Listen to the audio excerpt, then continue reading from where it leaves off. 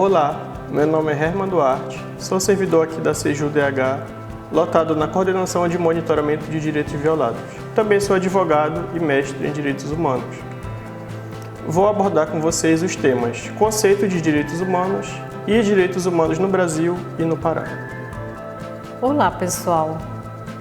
Eu sou Francilene, assistente social, sou servidora pública da Secretaria de Justiça e Direitos Humanos, lotada na Coordenadoria de Monitoramento de Direitos Violados, o qual faz parte da diretoria jurídica.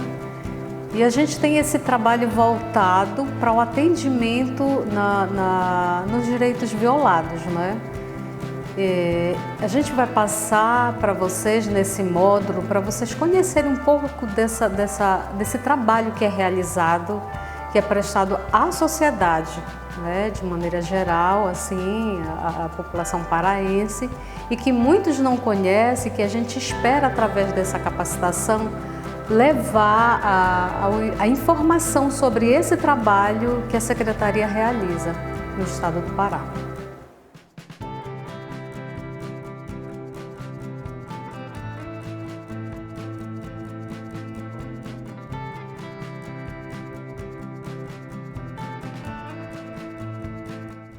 Vamos começar aqui o nosso módulo a partir de uma definição de direitos humanos e o conceito desses direitos.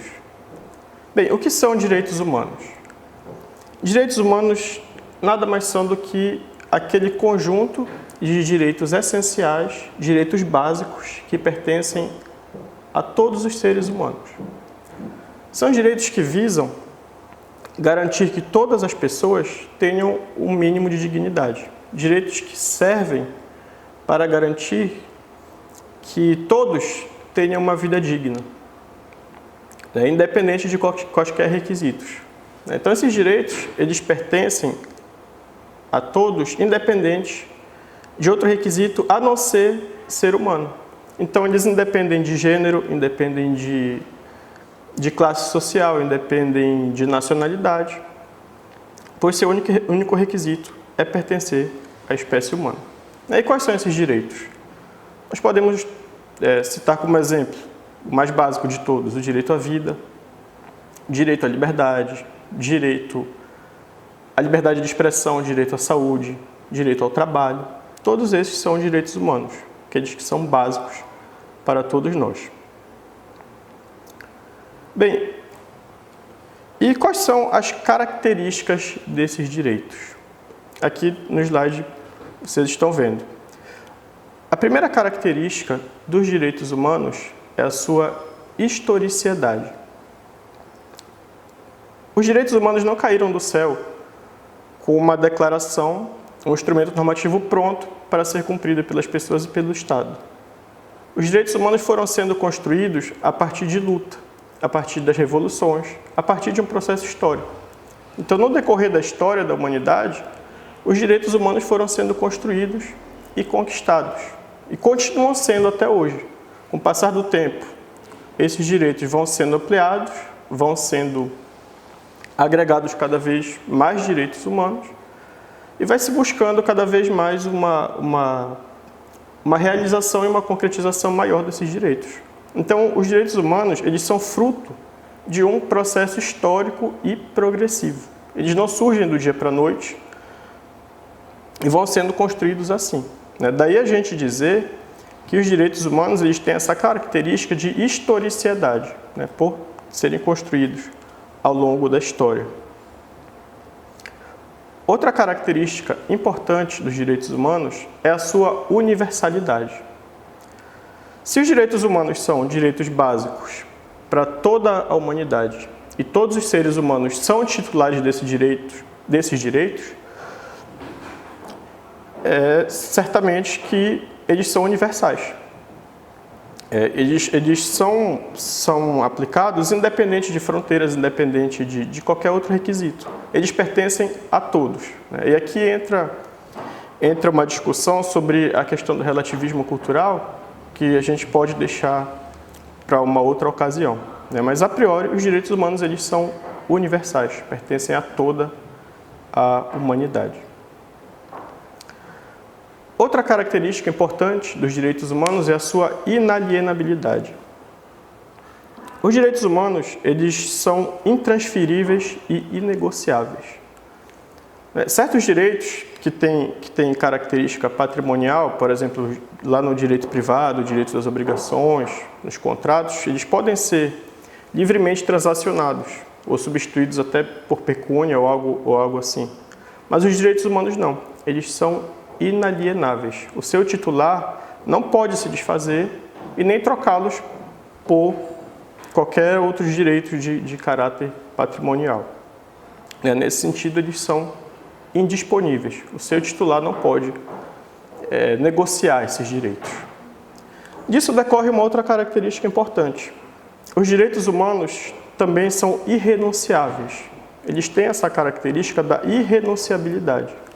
Então, por mais que o titular de um direito humano não goze esse direito, opte por, em determinado momento, não fazer o uso e gozo desse direito, ele não pode abrir mão, ele não pode renunciar àquele direito humano. Então, ele pode, a qualquer tempo, optar por gozar, porque não está na esfera de disponibilidade do indivíduo.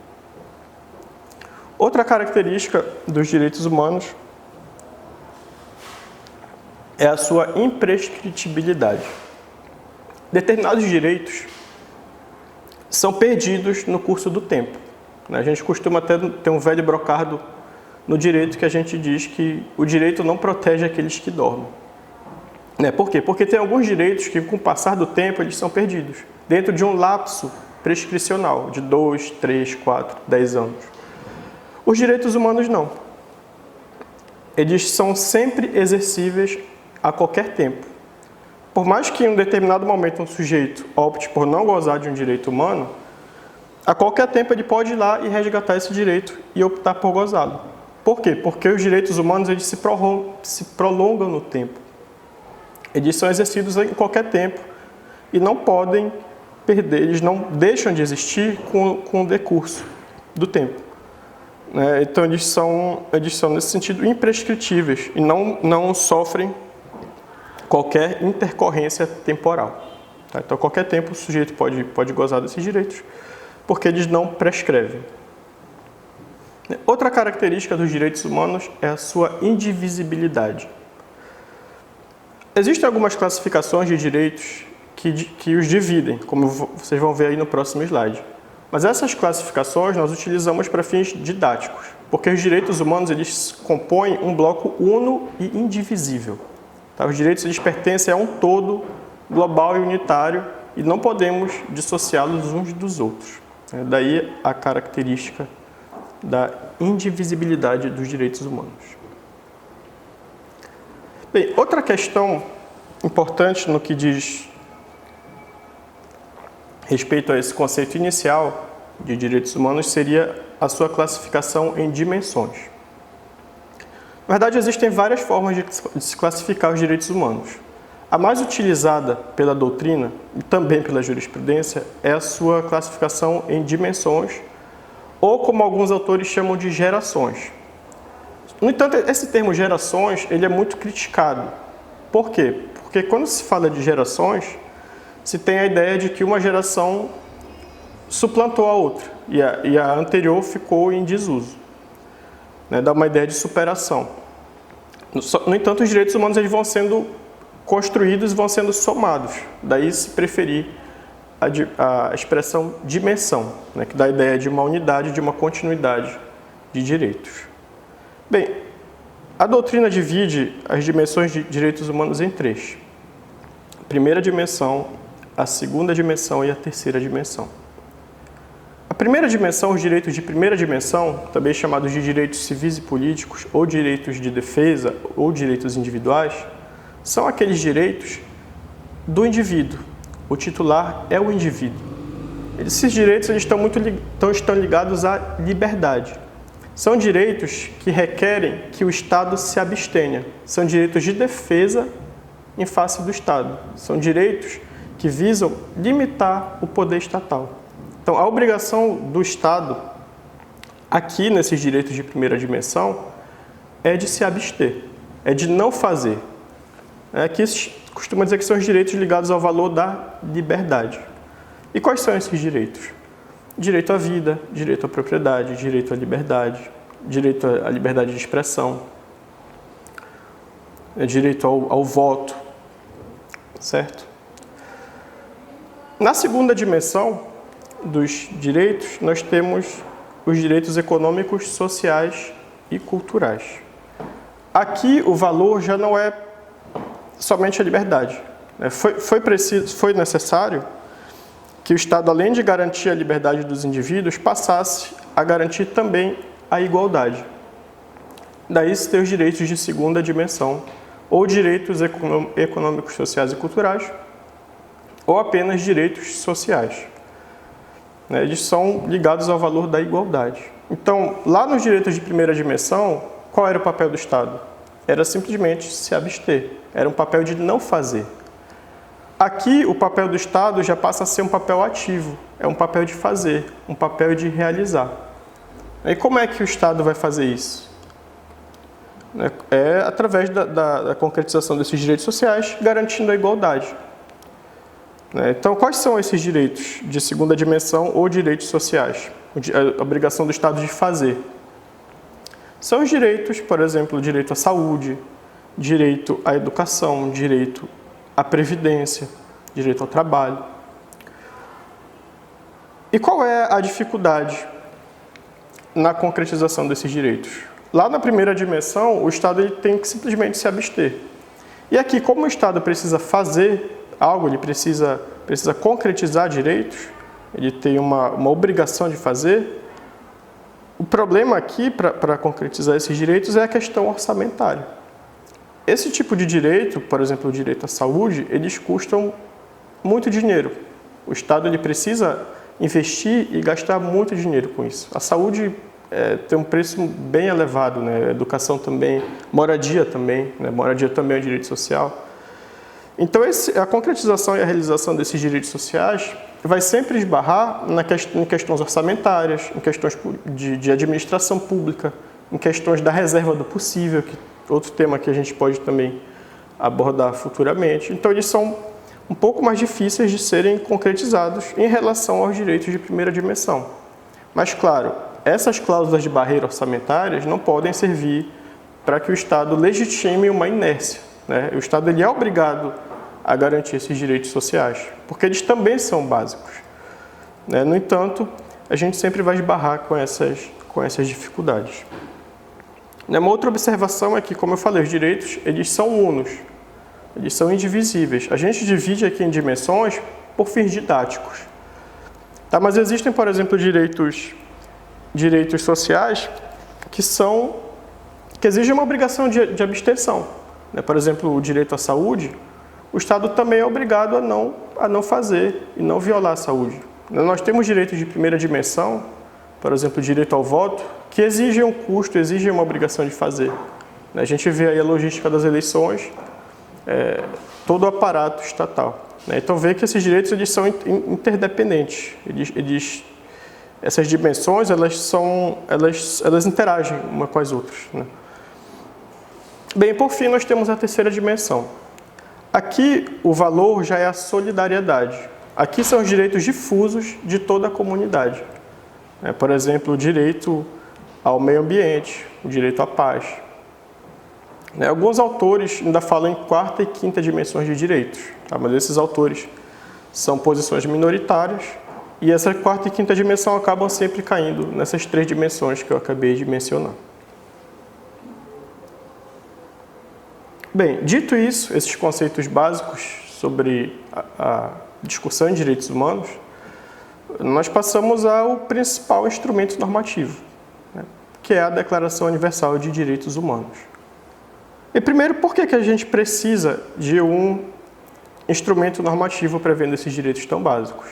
Para que nós possamos ter um catálogo de direitos que nós possamos exigir do Estado. Nós precisamos ter uma lista, um rol de direitos que nós saibamos que somos os titulares.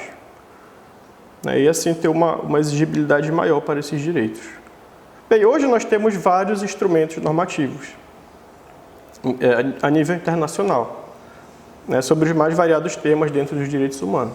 Mas qual é o principal deles? O principal deles é a Declaração Universal de Direitos Humanos, a DUDH. Como é que surge esse instrumento normativo? A DUDH surge como uma resposta às barbáries cometidas durante a Segunda Guerra Mundial. Durante aquele momento, houve um total desprezo pela condição humana, um total desprezo pela dignidade humana. Todos os direitos mais essenciais, mais básicos, foram ignorados naquele momento. Então, por uma reação a esses acontecimentos brutais que a humanidade passou, a comunidade internacional elaborou uma Carta de Direitos Humanos, que foi promulgado, em 1948, que é a DUDH. Bem, e sobre o que trata a DUDH? Qual é o conteúdo dessa Carta de Direitos? A DUDH traz diversos direitos de todas as dimensões que eu falei ainda há pouco. Uma observação é que já no artigo 1º dessa declaração, ela traz os 3 principais valores dos direitos humanos: a liberdade, a igualdade e a fraternidade. Aí, em seguida, vem trazendo os demais direitos. Então, nós temos na DUDH os direitos de liberdade, os direitos de primeira dimensão.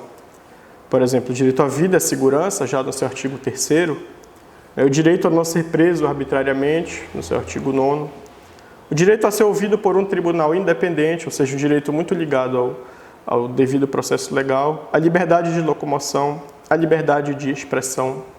Todos esses direitos de liberdade, a DUDH vem trazendo. Mas uma questão muito importante, interessante falar, é que a DUDH ela não traz só esses direitos de liberdade individual, ela traz uma expressão também de direitos de liberdade política. Lá no artigo 21, que diz que todos os cidadãos têm que tomar parte no governo. Então, não adianta eu garantir o máximo de liberdade para as pessoas se elas não puderem influenciar nas decisões tomadas pelo governo, não puderem ter uma participação democrática, não ter essa liberdade política. E a DUDH, no seu artigo 21, traz isso. A declaração também traz direitos econômicos, sociais e culturais. Ela traz os direitos de segunda dimensão, aqueles direitos que são obrigação do Estado de fazer. Então, ela traz já a Seguridade Social, no seu artigo 22, os direitos do trabalho, igual remuneração por igual trabalho, direito ao repouso, ao lazer, a proteção contra jornadas extenuantes. Todos esses direitos a DUDH também traz. Então, vejam que ela traz um rol bem extenso de direitos de todas as dimensões que eu falei. Uma observação é que há uma discussão sobre a natureza jurídica da DUDH. Uma parte da doutrina diz que seria um instrumento do que se chama de soft law, que seria uma mera recomendação aos Estados, que os Estados não estariam vinculados por essa declaração e não estariam obrigados necessariamente a segui-la. Outra parte da doutrina entende que a Declaração Universal de Direitos Humanos, por conta do costume internacional, elas têm sim força vinculante e que todo esse rol de direitos que ela traz são obrigatórios de serem seguidos pelos Estados. Bem, independente da natureza que a gente vai atribuir à DUDH, certamente que esse conteúdo serve de influência. A gente vê que muitos dos direitos, muitos se não todos os direitos que estão previstos na DUDH, eles acabam sendo repetidos nas constituições dos Estados, especialmente na Constituição Federal do Brasil. Bem, e como é que estão os direitos humanos no âmbito estadual e federal? Como é que nós temos os direitos humanos no Brasil e no Pará? Bem, aqui a discussão já vai mudar um pouco. É que nós saímos do plano internacional e vamos para dentro da Constituição. Uma observação é que aqui a terminologia muda. Aqui a gente não fala tanto em direitos humanos, a gente chama de direitos fundamentais. Por quê? Porque direitos fundamentais são os direitos humanos reconhecidos pelo Estado. Então, quando eles estão dentro da Constituição Federal, eles passam a ser chamados de direitos fundamentais. E como é que a Constituição Federal trata esses direitos? Aqui a divisão é um pouco diferente. Há pouco eu falei sobre uma divisão em 3 dimensões. A Constituição Federal traz esses direitos, são os mesmos direitos, tá? Só que são em 5 categorias diferentes. Em direitos individuais, direitos sociais, direitos de nacionalidade, direitos políticos e partidos políticos.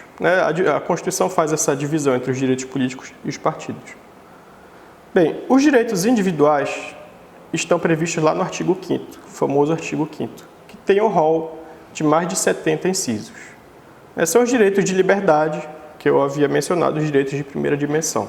Um rol bem extenso e que já tem uma aplicação imediata. Então, esses direitos individuais, eles são aplicados diretamente da Constituição Federal. Eles não requerem nenhuma outra regulamentação infraconstitucional. Então, direto da Constituição, nós já podemos exigi-los imediatamente. O Estado e as demais pessoas são obrigadas a seguir esses direitos, porque essas normas elas têm aplicabilidade imediata. Os direitos presentes lá no artigo 5º, direitos e garantias individuais. Outra observação é que esses direitos individuais eles são cláusula pétrea. Os direitos lá do artigo 5º e em alguns outros artigos da Constituição que têm a ver com direitos individuais, eles não podem ser alterados, eles não podem ser suprimidos. Na verdade, eles podem ser alterados de modo a ampliar, tá? Mas eles não podem ser retirados ou suprimidos. A Constituição também traz no artigo 6º um rol de direitos sociais, direito ao lazer, direito à previdência social, ao trabalho. No artigo 12, nós temos os direitos de nacionalidade. Quem é considerado brasileiro?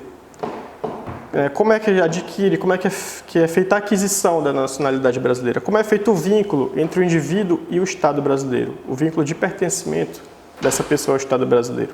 Quem é considerado nato, quem é considerado naturalizado? Quais são os requisitos para se considerar um brasileiro nato? Quais são os cargos que são privativos de brasileiros? Qual é o tratamento do estrangeiro? Enfim, tudo isso está previsto lá no artigo 12, que são os direitos de nacionalidade.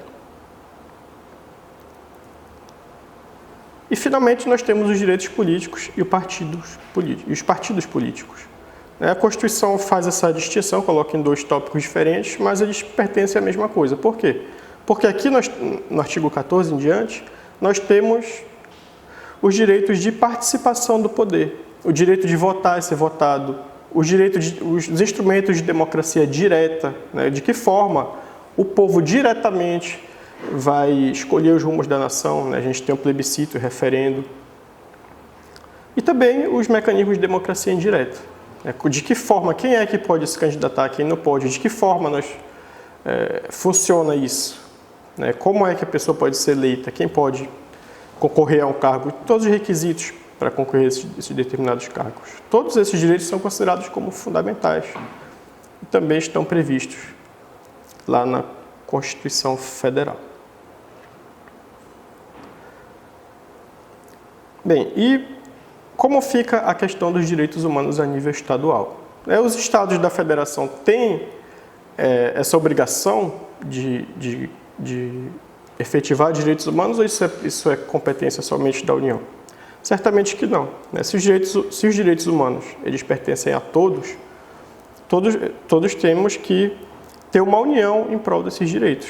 A Constituição, inclusive, fala no artigo 22, inciso 10, que é competência comum dos entes, combater as causas da pobreza, os fatores de marginalização, promovendo a integração social dos setores desfavorecidos.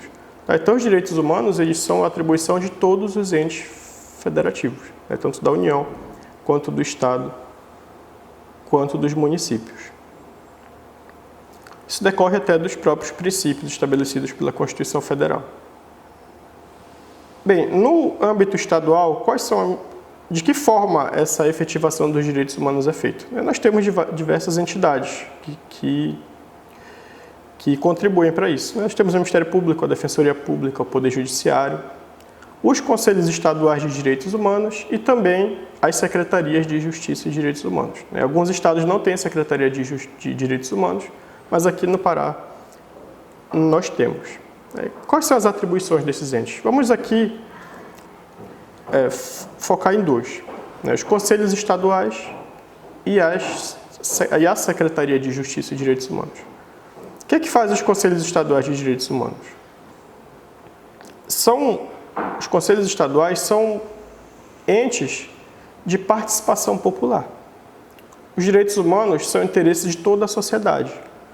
Então, o Estado ele não pode ficar sozinho com essa atribuição de executar as políticas públicas de direitos humanos. Então, tem que haver essa participação da sociedade civil, tem que haver a participação popular através de um órgão colegiado. E qual é esse órgão? O Conselho Estadual de Direitos Humanos. E o que ele faz? Quais são as atribuições? As principais são monitoramento e avaliação. Então, para que o Estado possa executar políticas públicas eficientes de direitos humanos, é preciso que haja um monitoramento. É preciso monitorar, ver onde que esses direitos estão sendo deficitários, avaliar de que forma esses direitos estão sendo realizados e, assim, fazer políticas públicas mais eficientes.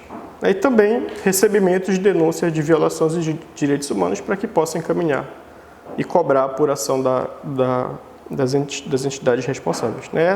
Esse papel também é feito aqui pela Coordenação de Monitoramento de Direitos Violados da CJUDH, como vai ser explicado daqui a pouco.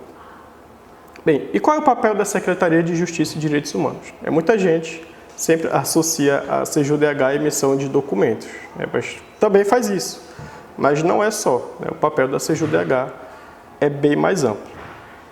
Bem, a CJUDH ela surge através da Lei Estadual 7.029 de 2007. Na verdade, já existia como Secretaria de Justiça, mas passou a ser Secretaria de Justiça e Direitos Humanos a partir dessa lei, que trouxe como funções básicas as seguintes: o estudo, planejamento e execução, o controle e avaliação dos assuntos relativos à cidadania, justiça e direitos humanos, formular, coordenar e executar as políticas públicas de promoção, proteção e defesa da condição de grupos vulneráveis ou vulnerabilizados. Então, aqui nós temos várias pastas, vários setores que cuidam desses grupos. Temos o setor para o público LGBT, temos o setor para pessoas com deficiência, para os idosos, para as mulheres. Então, todas essas políticas públicas para esses grupos, como vocês terão a oportunidade de ver na capacitação, são feitas aqui pela CJUDH. Nós temos também a Política Estadual de Proteção e de Defesa do Direito do Consumidor, que é o PROCON, e também formular e executar as políticas públicas voltadas para a juventude. Em síntese, essa é a atribuição da CJUDH. Claro que no rol é exemplificativo, buscamos sempre ter frentes maiores de ampliação da atuação aqui da Secretaria. Bem, isso era o que tínhamos para passar. Qualquer dúvida, vocês podem ficar à vontade para nos enviar pela plataforma, que ficaremos muito gratos em responder.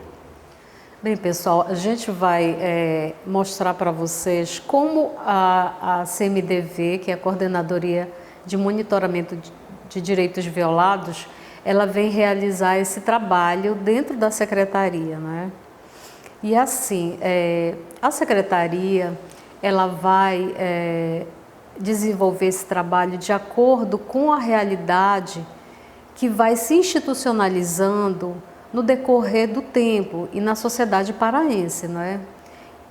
E assim, a ONU, esses trabalhos, essas conquistas realizadas pela ONU, elas são importantes, que elas vêm trazer alguns avanços, não é, no trabalho dos direitos humanos. Então, como já foi colocado, e a gente torna a falar muito rapidinho disso, que esses direitos econômicos e sociais, culturais, civis e políticos, eles vão se avançando, né? Os direitos humanos, eles tornaram-se fundamentais para o discurso global sobre a paz, sobre a segurança e o desenvolvimento, né? E a gente também vai observar que proteções do direito internacional, elas englobam crianças, mulheres, pessoas vítimas de torturas, pessoas com deficiências, instituições regionais, não é? E onde esse trabalho ele vai desenvolver atuando para essas pessoas, para esses tipos de pessoas que sofrem esse tipo de violação. E há um consenso global de graves violações dos direitos humanos que não devem ficar impunes. Então, a Secretaria ela vem fazendo um trabalho como um mediador entre as instituições e entre pessoas que estão envolvidas nesse processo de violação, não é? E com esses avanços, os indivíduos vítimas de violência de direitos, eles podem apresentar queixas nos órgãos de tratados internacionais. E que daí houve um desdobramento e que vem a Secretaria também dentro dessa realidade. Mas que apesar dos avanços e conquistas, as violações dos direitos, elas acontecem decorrentes de condições culturais e econômicas como forma de repressão ou imposição de poder, né? A gente observa muito isso, né? E as instituições, muitas são violadoras de direito dessas pessoas. Então, o papel da Secretaria, ela é importante, por quê? Porque ela vai mediar essas questões junto a essas instituições que cometem essa violação de direitos. Alguns exemplos de violação de direito, como as desigualdades sociais e econômicas, a violação urbana, como ela é observada nas grandes cidades, não é? A violência de gênero, os abusos, a discriminação, a intolerância, as torturas físicas ou psicológicas, a escravidão. Esses alguns exemplos, não é? Porque ela é bem ampla, né? E assim, a missão da CJUDH, ela vem promover o exercício dessa cidadania, a defesa dos direitos humanos e do acesso à justiça como reparação pelos respectivos danos, né? Então, de que forma isso acontece? Através do artigo 37 do Decreto 1602 de 2009, a CMDV ela vem para acompanhar e monitorar denúncias de violação de direitos humanos, né? Encaminhar denúncias recebidas aos órgãos responsáveis para a apuração dos fatos, né? Então, assim, a importância da Secretaria e da CMDV é que ela é um canal onde essas pessoas vítimas de violação de direito, ela tem um local onde ela pode procurar, onde ela vem, ela expõe a situação, ela é atendida por uma equipe técnica, né, que vai ouvir e vai encaminhar para as instituições para que sejam apuradas, e a CMDV vai fazer esse monitoramento, né? Então, assim, qual a importância disso? De que quando não se tem um canal onde é encaminhado, as coisas se perdem, não é? É preciso que as pessoas, a sociedade, tenha conhecimento que existe esse canal, para que ela seja ouvida. Quando ela chega numa delegacia onde foi negado um boletim de ocorrência, ela possa recorrer à secretaria de que foi negado esse boletim de ocorrência e ela possa ser ouvida e possa ser encaminhada para que garanta o direito dela fazer esse boletim de ocorrência, né? E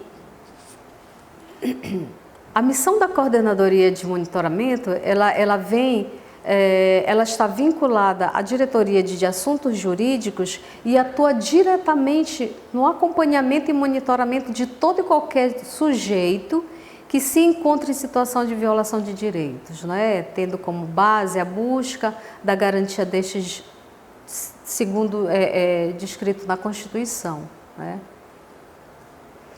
Então, esse trabalho da coordenadoria, como é que é feito? A pessoa procura a instituição, ela é recebida por numa recepção, já é feita a triagem, né? Nessa triagem, ela passa para um segundo atendimento, onde é identificado o tipo de demanda que ela traz e repassado para uma equipe mais específica, porque nós temos o atendimento jurídico, nós temos o atendimento psicológico, o atendimento social, para ter essa visão ampla dessa demanda que ela traz. Ela é feita essa escuta para poder ser encaminhado para a instituição onde é solicitado que seja providenciado as deliberações que necessitam o caso, né? Então, assim, essa pessoa, ela precisa ser ouvida, ela precisa ser respeitada e ela precisa ser acolhida por uma instituição que vai ouvi-la e dar encaminhamento aos procedimentos para que os seus direitos sejam respeitados, para que seus direitos sejam garantidos, né? Então, a gente sabe que em muitos dos casos a pobreza ela é um dos fatores que leva, não só, mas um dos grandes fatores que leva a essa violação de direitos. Como ela vem desprovida das diversas formas de recursos, muitas vezes ela nem tem noção de que o direito dela foi violado. Por quê? Porque ela já está acostumada a não ter acesso a essa saúde, né? A não ter acesso a esse emprego, a não ser respeitada, e ela precisa entender que ela tem esse direito, não é? Então, esse trabalho ele vem justamente para dar esse apoio e levar para que essa pessoa seja atendida dentro dessa rede que faz parte de uma rede de atendimento à comunidade, não é? Então, assim, a CMDV ela funciona como porta de entrada para essas violações e a Secretaria, dentro das suas diversas atuações, ela pode estar atuando nas políticas e articulando para que essa pessoa seja atendida dentro da sociedade, dentro da rede de serviços. Bem, gente, nós fizemos um breve colocação aqui sobre esse atendimento, não é? E a gente espera depois dar um prosseguimento nesses trabalhos, que a gente possa ter um aprofundamento melhor, não é? E a gente deixa aqui uma frase para reflexão, não é? Que a gente colocou aqui, que nossa recompensa se encontra no esforço e não no resultado. Um esforço total é uma vitória completa. Gostaria de agradecer e qualquer coisa vocês podem estar encaminhando para a gente as dúvidas, as sugestões, a gente está aberto.